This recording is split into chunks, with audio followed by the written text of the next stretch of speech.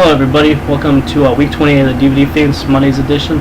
Sorry for not the greatest quality this time around. I've just started a new job and I'm just kind of trying to get adjusted to this, and I just really don't have the time right now to do really good quality.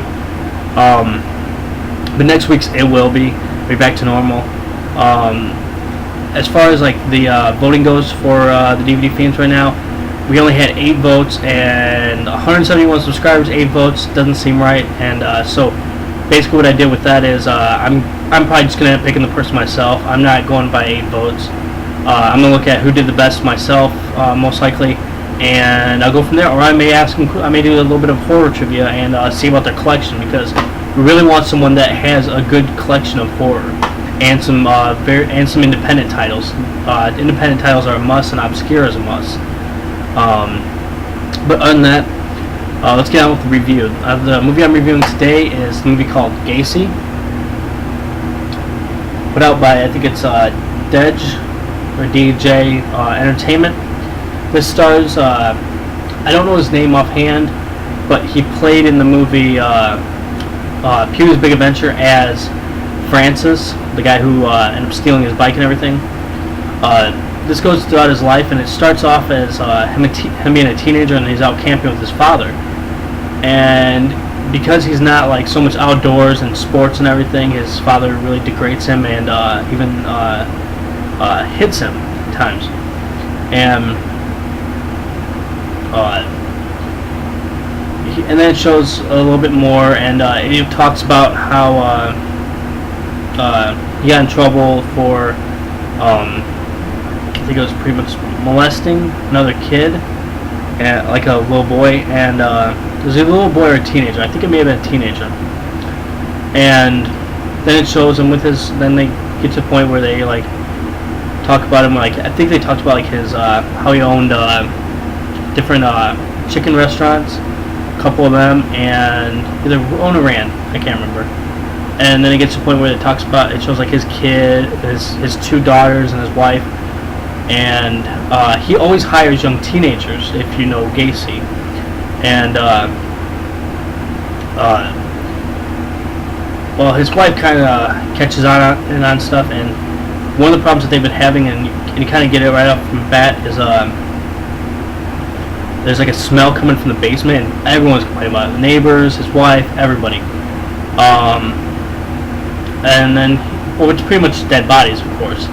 And eventually his wife ends up leaving him because she goes into his like garage where he keeps it kind of secret, and she finds like dildos and like handcuffs and like this mattress in there, and then like young boys' clothing, like teenagers' clothing and everything like that. And she leaves him, and then he ends up taking this one guy in, and it goes from there. And it's pretty much one of the only one of the only teenagers that actually ever survived. That I think ever survived in real life from him, and the guy that moved in with Gacy, his girlfriend doesn't really want him taking like living with him, because she's always like he's weird and everything, and he does like guys, he does like little boys sexually, and he does like to kill them though also. At times, some of the violence can be pretty brutal in this movie. Not like outrageously gory brutal, just like he like pretty much like tying people up and putting their head under the water till they practically drown, and then bringing them back up and doing that over and over again. Other than that, it's a pretty good movie.